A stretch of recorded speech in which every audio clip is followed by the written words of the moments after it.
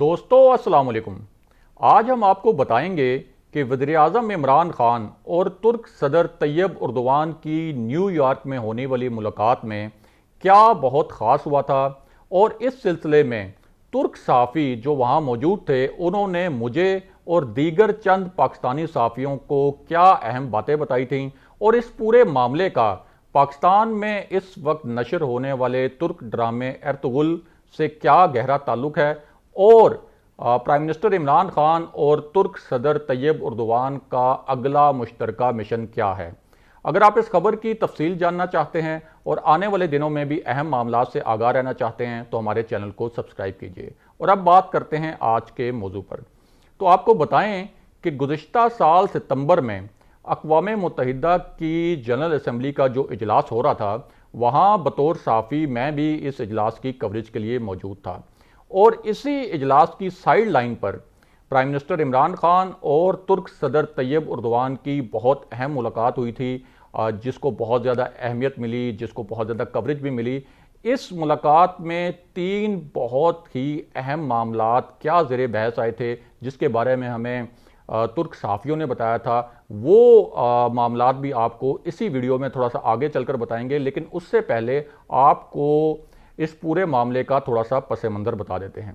तो जब ये इजलास हो रहा था अक़वाम मुत्तहिदा की जनरल असम्बली का, तो उस वक्त मुसलमान ममालिक में से सिर्फ 3 मुल्कों के रहनुमा तवज्जो का मरकज़ थे। उनमें एक तुर्क सदर तैयब उर्दवान शामिल थे, पाकिस्तान के प्राइम मिनिस्टर इमरान खान थे, और मलेशिया के उस वक्त के प्राइम मिनिस्टर महातीर मोहम्मद थे। और जब ये जनरल असम्बली का इजलास हो रहा था तो उस दौरान प्राइम मिनिस्टर इमरान खान ने, तुर्क सदर ने और मलेशियन प्राइम मिनिस्टर ने एक अपनी अलग ट्राइका बना ली, या आसान अल्फाज में आप ये कह सकते हैं कि उन्होंने एका कर लिया। अब एक तरफ जनरल असम्बली का इजलास हो रहा था और दूसरी जानिब इन तीनों रहनुमाओं ने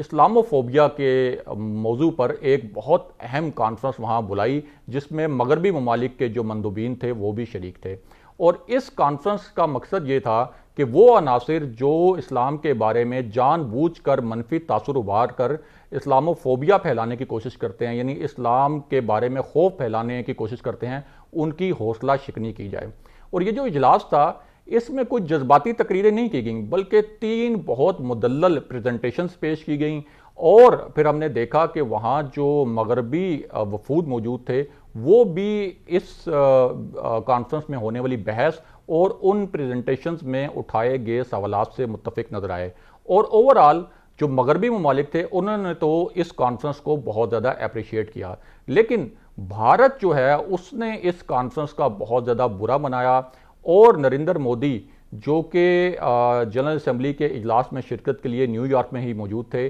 फौरी तौर पर भारतीय वजारत खारजा ने नरेंद्र मोदी की ऐसे ममालिक के सरबराहान और उनके वफूद से मुलाकातें तय करवाईं जिनके तुर्की के साथ सरहदी तनाज़ात हैं। और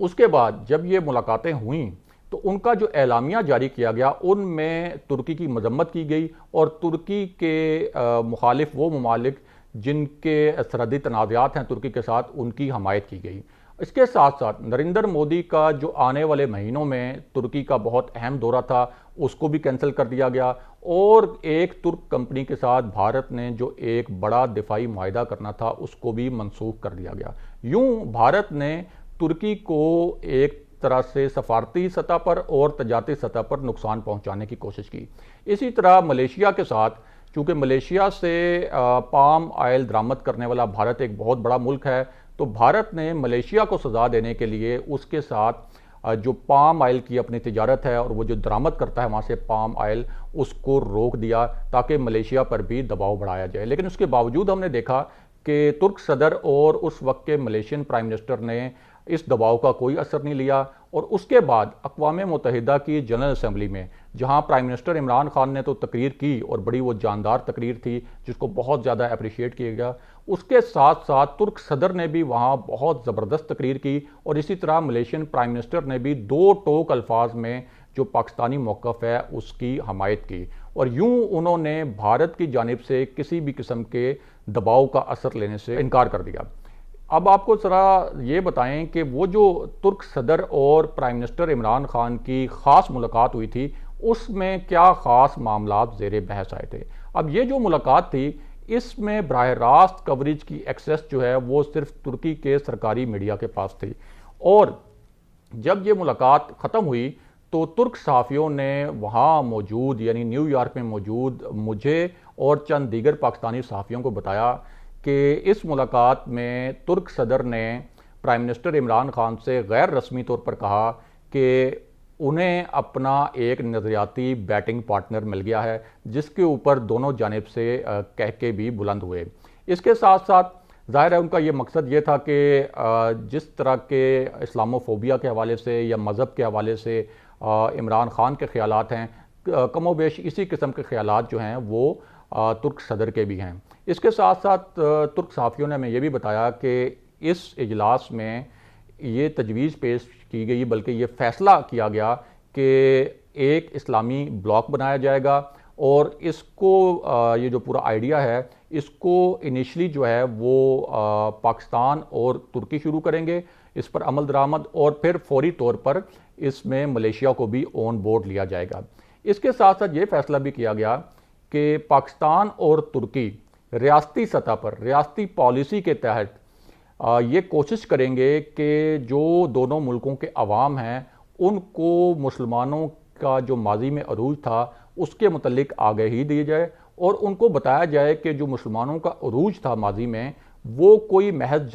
جذباتیت کی وجہ سے نہیں تھا، بلکہ اعلیٰ تعلیمی درسگاہوں کی وجہ سے، ڈسپلن کی وجہ سے، اتحاد کی وجہ سے، اور اس وقت جو اویلیبل جدید ٹیکنالوجی تھی اس کے حصول کی وجہ سے تھا۔ اور اس میں یہ فیصلہ بھی کیا گیا کہ یہ انشور کیا جائے گا کہ جب یہ پوری پریکٹس ہو رہی ہوگی تو اس میں کوئی انتہا پسندی کا عنصر شامل نہ ہو۔ اور پھر ہمیں پتہ ہے کہ بعد میں یہ تجویز بھی آئی کہ پاکستان، ملیشیا اور ترکی مل کر ایک اپنا جو ہے وہ مشترکہ چینل بھی بنائیں گے، جس کا مقصد اسلاموفوبیا کے متعلق کے خلاف جنگ لڑنا، اور ساتھ ہی ساتھ مسلمانوں کو یہ آگاہی دینا ہے کہ ان کا جو عروج تھا اس کی جو اصل وجوہات تھیں وہ کیا تھیں۔